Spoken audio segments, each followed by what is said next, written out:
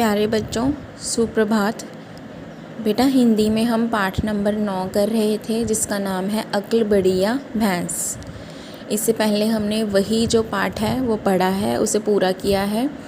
तो उस पाठ में हमने क्या सीखा था कि जो मनुष्य है, इंसान है, वो चाहे कितना भी बड़ा हो, लंबा हो, मोटा हो, या उसका शरीर जो है वो कितना भी ज़्यादा विशाल क्यों ना हो, लेकिन किसी किसी काम में सिर्फ़ अक्ल ही काम आती है। शरीर मैटर नहीं करता कि आप कितने बड़े हो या आपके शरीर में कितनी ताकत है, आप कितने बलवान हो। आपकी जो बुद्धि है वही आपका हर काम में साथ देती है, वही आपका सहारा बनती है बड़ी से बड़ी मुश्किल से निकलने के लिए, बड़े से बड़ा और कठिन से कठिन सवाल का हल जानने के लिए, उत्तर जानने के लिए आपको आपका दिमाग जो है, आपकी बुद्धि जो है, सोच जो है, उसी का जो सहारा है वो लेना पड़ता है। उसी कहानी के आगे हमें अक्ल बढ़िया भैंस जैसी ही एक और कहानी बताई गई है, जिसमें हमने ये देखा है, पढ़ेंगे अभी, कि जो अक्ल है वही हमें किसी भी मुसीबत से या किसी भी चालाक मनुष्य से निकाल सकती है। तो आज हम इस कहानी को पढ़ने जा रहे हैं। इसका नाम है कब आऊँ। ठीक है, इसका नाम है कब आऊँ। तो क्या है इसमें, ये आपकी हिंदी की बुक में पृष्ठ नंबर 78 पर दी गई है। आवंती ने एक छोटी सी रंगाई की दुकान खोली और गांव वासियों के लिए कपड़ा रंगना शुरू कर दिया। आवंती एक इंसान का नाम है, आदमी का नाम है। आप इस तस्वीर में देख सकते हैं जो ये नीचे बैठा हुआ है, जिसके बाल ऐसे खुले हुए हैं, जिसने अपने सर पे पिंक कलर की गुलाबी रंग की एक टोपी पहनी हुई है। तो आवंती एक आदमी है जो क्या करता है, कपड़ों को रंगने का काम करता है, यानी कि क्लोथ्स जो होते हैं उन्हें डाई करता है। ठीक है, डाइंग का काम करता है। डाई होता है कलर करना। तो आप देख सकते हैं इस तस्वीर में पीछे जो उसके पीछे एक तार बंधी हुई है, रस्सी बंधी हुई है, उसके ऊपर उसने बहुत सारे कपड़े जो हैं रंगने के बाद रखे हुए हैं। ठीक है, तो आवंती ने एक छोटी सी रंगाई की दुकान खोली और जितने भी गांव के लोग थे उनके लिए उसने कपड़ा रंगने का काम शुरू कर दिया। सब लोग उसकी रंगाई की प्रशंसा करने लगे। अब वो इतना अच्छा जो कपड़े को रंग करता था, डाई करता था, कि सभी लोग उसकी तारीफ़ करते थे। क्यों? क्योंकि वो बहुत अच्छे सुंदर रंग करता था। उसके रंग कभी उतरते नहीं थे, पक्के वाले रंग करता था वो, और बिल्कुल सुंदर बना देता था कपड़े को। ठीक है, तो सभी जो गांव वाले लोग थे वो इसकी प्रशंसा करते थे। धीरे धीरे उसकी दुकान चल निकली। तो आप सभी को पता है, जब हम कोई नया काम शुरू करते हैं तो उसे चलने में थोड़ा सा टाइम लगता है। जैसे मान लीजिए आपने कोई जूस की शॉप नहीं खोली है। ठीक है, तो पहले दिन आपके पास 2 कस्टमर आएंगे, 4 आएंगे, 10 आएंगे। फिर जैसे जैसे लोगों को पता चलेगा कि इस दुकान पे बहुत ही अच्छा जूस मिलता है, तो वो और लोगों को भी बताएंगे कि वहाँ पे एक नई दुकान खुली है, वहाँ पे बहुत अच्छा जूस मिलता है। तो इसी तरह से जो आपके ग्राहक हैं, कस्टमर्स हैं, वो बढ़ते ही जाएंगे।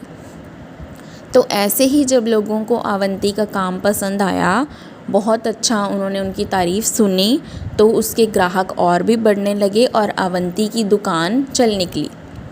आवंती की प्रशंसा सुनकर एक सेठ को बहुत ईर्ष्या महसूस होने लगी। तो कभी कभी ऐसा होता है ना कि किसी की तारीफ़ सुन के किसी पर्सन को, किसी व्यक्ति को थोड़ी सी जेलसी हो जाती है। ठीक है, कि हाँ, इसका काम इतना अच्छा क्यों है, इसकी सभी लोग तारीफ़ क्यों कर रहे हैं। ठीक है, इसकी सभी लोग इसी की बातें करे जा रहे हैं, क्यों कर रहे हैं। ठीक है, तो एक सेठ था, उसे थोड़ा सा गुस्सा आया, और थोड़ा सा ईर्ष्या, मतलब नफ़रत। ईर्ष्या होता है किसी से नफ़रत करना। ठीक है, थोड़ा सा मन में अब उसके प्रति द्वेष रखना, गुस्सा रखना, बदले की भावना रखना। तो उसे ईर्ष्या महसूस होने लगी। ठीक है, तो उसने क्या किया, नेक्स्ट पेज पे देखिए, पेज नंबर 79। आवंती को परेशान करने के लिए वह सेठ कपड़े का एक टुकड़ा लेकर आवंती की दुकान में जा पहुंचा। तो अब उसने सोचा कि इसकी तो सारे बहुत ही ज़्यादा तारीफ़ करते हैं, क्यों ना मैं इसे थोड़ा सा तंग करूं। ठीक है, इसे परेशान करूं। तो आवंती को परेशान करने के लिए उस सेठ ने क्या किया, एक छोटा सा कपड़े का टुकड़ा लिया और लेकर आवंती की दुकान में जा पहुंचा। ठीक है। दरवाजे के अंदर घुसते ही सेठ बुलंद आवाज़ में बोला, अवंती ज़रा यह कपड़ा तो अच्छी तरह से रंग दो। तो जैसे ही उसकी दुकान में दरवाजे के अंदर वो सेठ गए तो उन्होंने थोड़ा ऊंची आवाज़ में, कड़क आवाज़ में बोला, अवंती ज़रा ये कपड़ा है, इसे अच्छे से रंग दो, कलर कर दो, ठीक है। मैं देखना चाहता हूँ तुम्हारा हुनर कैसा है। हुनर क्या होता है? किसी भी पर्सन का कोई टैलेंट, ठीक है। हर पर्सन में कुछ ना कुछ स्पेशल थिंग होती है, कोई ना कोई बहुत अच्छी खूबी होती है, ठीक है। जैसे मान लीजिए कोई खाना बहुत अच्छा बनाता है, कोई ड्राइंग बहुत अच्छी करता है, किसी का गला बहुत अच्छा है तो वो गाना बहुत अच्छा गा लेता है, ठीक है। कोई कपड़ों की सिलाई बहुत अच्छे से कर लेता है, किसी को सफाई बहुत अच्छी आती है, किसी कोई पढ़ने में बहुत ही ज़्यादा होशियार है। तो सब में कोई ना कोई हुनर होता है, ठीक है। तो उन्होंने बोला कि मैं देखना चाहता हूँ कि तुम्हारा हुनर कैसा है, तुम्हारी काफ़ी तारीफ़ सुनी थी इसीलिए आया हूँ। और साथ ही में ये भी बोल दिया सेठ ने कि मैंने तुम्हारी बहुत तारीफ़ सुनी है, मैं इसीलिए तुम्हारे पास ये कपड़े का टुकड़ा रंगवाने आया हूँ। अवंती ने सेठ जी से पूछा, सेठ जी इस कपड़े को आप किस रंग में रंगवाना चाहते हैं? तो अभी उसके पास वो रंगवाने के लिए गए थे, तो पहले पता तो होना चाहिए ना कि कपड़े के ऊपर कौन सा कलर करना है, तभी अवंती कर पाएगा। लाल रंग का रंगना है, पीला करना है, हरा, नीला, काला, जैसा भी करना है। तो उसने पूछा कि सेठ जी आप इस कपड़े के टुकड़े को कौन सा रंग करवाना चाहते हो? सेठ ने कहा, रंग के बारे में मेरी कोई ख़ास पसंद तो है नहीं, पर मुझे हरा, पीला, सफ़ेद, लाल, नारंगी, नीला, आसमानी, काला और बैंगनी रंग कतई अच्छे नहीं लगते। कतई होता है बिल्कुल, ज़रा भी, ठीक है। तो सेठ ने कहा, रंगों के बारे में तो मेरी कोई ज़्यादा पसंद है नहीं, लेकिन जो ये रंग है हरा, पीला, सफ़ेद, लाल, नारंगी, नारंगी होता है बेटा ऑरेंज कलर, ठीक है, जिसे हम पंजाबी में संतरी बोलते हैं। हम संतरे वाला जो रंग होता है ना, नारंगी, ऑरेंज कलर बोलते हैं हम उसे। नीला, आसमानी, नीला मैंने ब्लू, डार्क ब्लू में आ सकता है, आसमानी होता है आसमान का कलर, स्काई ब्लू। काला और बैंगनी, बैंगनी यानी बैंगन वाला जो कलर है, पर्पल कलर, ठीक है। तो ये रंग मुझे अच्छे नहीं लगते। देखो अभी कितने रंग बता दिए उन्होंने, हरा, पीला, सफ़ेद, लाल, नारंगी, नीला, आसमानी, काला और बैंगनी। यही तो कलर्स होते हैं मेनली, याद करो। Red, blue, orange, green, purple, white, yellow, pink, sky blue, black, यही तो मेनली कलर होते हैं। और उन्होंने बड़े चालाकी से बोल दिया कि मुझे ये वाले नहीं अच्छे लगते, ठीक है। तो बचा कौन सा अभी? अवंती ने जवाब दिया, समझ गया हूँ, अच्छी तरह समझ गया हूँ, मैं ज़रूर आपकी पसंद की रंगाई कर दूँगा। तो अवंती ने बोला, अवंती को समझ में आ गया कि ये मुझे तंग कर रहा है। अभी अगर इसको लाल, पीला, हरा, नीला, सफ़ेद, गुलाबी, बैंगनी ऐसा कोई भी रंग नहीं करवाना है तो कोई रंग बचा ही नहीं है। इसका मतलब ये मुझे जानबूझ के परेशान कर रहा है। तो अवंती बोला कि मैं समझ गया हूँ अच्छी तरह से और मैं आपकी पसंद की रंगाई कर दूँगा। अवंती ने सेठ का मंसूबा, एक नया शब्द हमें मिला है यहाँ पे, मंसूबा। मंसूबा क्या होता है? किसी का प्लान, किसी का उपाय या किसी की तरकीब जो आप भांप लो। मंसूबा मतलब किसी के इरादे, आपको पता चल जाए पहले से। मान लो कभी किसी की बात सुन के कि ये मुझे जानबूझ के तंग कर रहा है या ये ऐसे ही मुझे जानबूझ के बातों में लगा रहा है, ऐसी कोई बात नहीं है। तो अवंती ने सेठ का मंसूबा भांपते हुए, मतलब उसके मन की बात को भांपते हुए, पता लगाते हुए उसके हाथ से कपड़े का टुकड़ा ले लिया। तो अवंती ने बोला कि दे दो मुझे कपड़ा और मैं जान गया हूँ कि आपको कैसा रंग करवाना है, तो मैं आपकी पसंद की रंगाई कर दूँगा। सेठ ने खुश होकर कहा, अच्छा तो इसे लेने मैं किस दिन आऊँ? तो जैसे हम टेलर को या किसी को भी कोई चीज़ देते हैं ठीक करने के लिए, बनाने के लिए, तो हम पूछते हैं कि वापस कब मिलेगी, किस दिन आए हम लेने। ऐसे ही सेठ ने बोला, तो मैं इसे लेने किस दिन आऊँ? अवंती ने कपड़े को अलमारी में बंद करके उसमें ताला लगा दिया। अवंती ने क्या किया?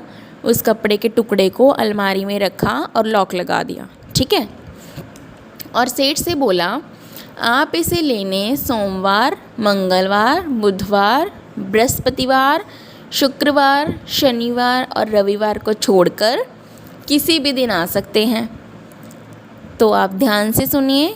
अवंती ने सोमवार से लेकर रविवार तक हफ्ते के 7 दिन, सप्ताह में 7 दिन होते हैं, 7 दिन बोल दिए कि इन दिनों को छोड़ के कभी भी लेने आ जाना। तो अभी सेठ को क्या महसूस हुआ? सेठ ये बात समझ गया कि मैंने इसे इतने सारे रंगों को छोड़ने के लिए बोला कि ये भी लाल भी मत करना, पीला भी मत करना, हरा, नीला, गुलाबी, काला, सफ़ेद, बैंगनी, नारंगी, ये सभी रंगों को छोड़ देना और फिर कोई और रंग कर देना। तो उसके पास तो कोई रंग ही नहीं बचा था। इसी तरह अपनी अक्ल का इस्तेमाल करके अवंती ने बोला कि सोमवार, मंगलवार, बुधवार, बृहस्पतिवार, शुक्रवार, शनिवार और रविवार, ये हो गए 7 दिन। तो इन 7 ही दिन होते हैं, इसके अलावा तो कोई दिन ही नहीं होता। डेज़ ऑफ द वीक आपने पढ़े हैं, Monday, Tuesday, Wednesday, Thursday, Friday, Saturday and Sunday. There are 7 days in a week. सप्ताह में 7 दिन होते हैं। तो 7 दिनों को छोड़ के उसने बोला आप किसी भी दिन ले जाना, तो कोई दिन ही नहीं बचा। अब सेठ समझ गया कि अवंती को मेरी चाल जो है वो समझ में आ गई है। जैसे मैंने अवंती को परेशान करना चाहा, वैसे ही अवंती ने अपनी अक्ल का इस्तेमाल करके मुझे उसी भाषा में जवाब दिया और मुझे सबक सिखाया। सेठ समझ गया कि उसकी चाल उल्टी पड़ चुकी है। तो सेठ वैसे ही उसे तंग करने आया था और उसकी चाल अभी उल्टी पड़ चुकी है। जैसे उसने अवंती को बेवकूफ़ बनाया, अवंती ने उसी भाषा में उसे जवाब दे दिया। अंत भलाई धीरे से खिसक लेने में ही है। तो सेठ ने सोचा कि अभी इसको मेरा प्लान तो समझ में आ ही गया है, मैं चुपचाप यहाँ से चला जाता हूँ। फिर उस सेठ ने दोबारा अवंती की दुकान में घुसने की हिम्मत नहीं की।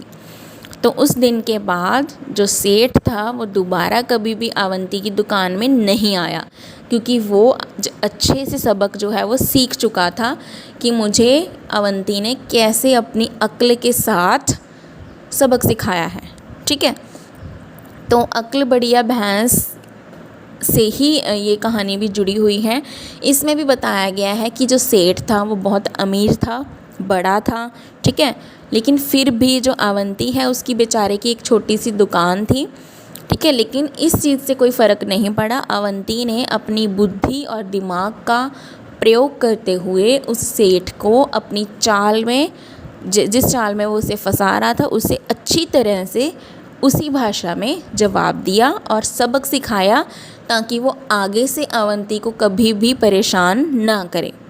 ठीक है, तो इस कहानी से भी हमें यही शिक्षा मिलती है कि चाहे आप अमीर हैं, चाहे आप गरीब हैं, चाहे आपका काम कारोबार छोटा है या बड़ा है, आप शरीर में चाहे कमज़ोर हैं, चाहे बलवान हैं, उस चीज़ से कोई फ़र्क नहीं पड़ता। हर काम आपको अपनी बुद्धि से ही सोच विचार के करना चाहिए।